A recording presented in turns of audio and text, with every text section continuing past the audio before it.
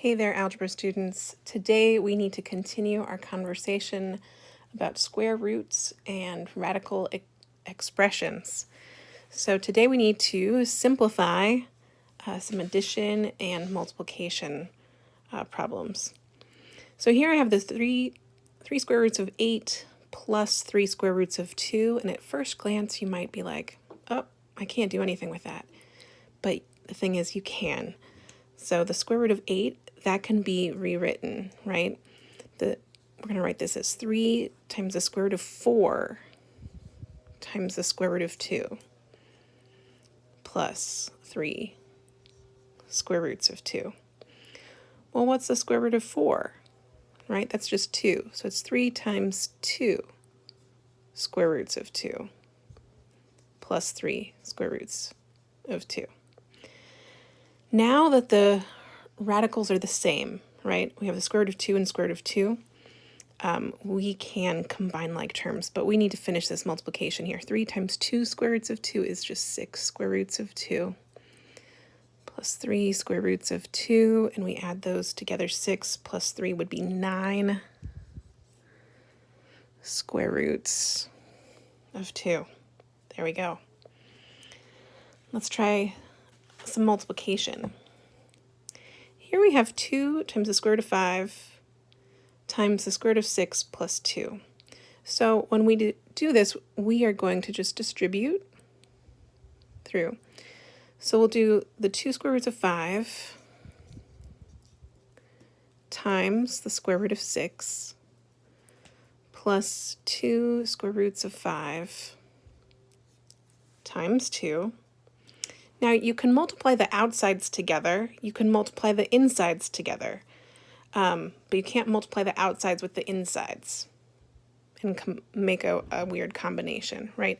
So when I see 2 square roots of 5 times the square root of 6, I can multiply the 5 and the 6 together and make that the square root of 30. And here I see 2 square roots of 5 times 2, and so I can combine the 2's together. I can multiply those together. So 2 times 2 is 4. So this is 4 square roots of 5. And the 30 cannot be simplified. The 5 cannot be simplified. And so that is our final answer for that problem. And I have one more. So here we have the square root of 7 minus the square root of 3 times the square root of 7 plus the square root of 3. If you remember a difference of squares, you can tell that this fits that pattern, right? If you do not, I say when in doubt, FOIL it out. So we'll FOIL it. The square root of 7 times the square root of 7 is what we'll do first. So square root of 7 times the square root of 7 plus the square root of 7 times the square root of 3, right? And then we'll do minus the square root of 3 times the square root of 7, right? Those are our inner terms.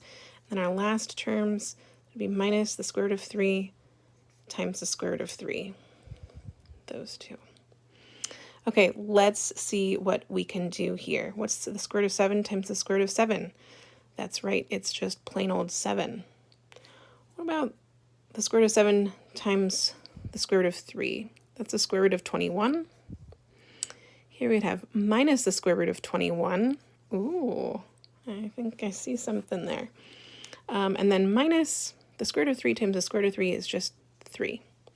So the square root of 21 minus the square root of 21, those will cancel out. And we will be left with 7 minus 3, which is 4. 7 minus 3 is 4. That is it for today. I hope that you are all well. We'll see you next time.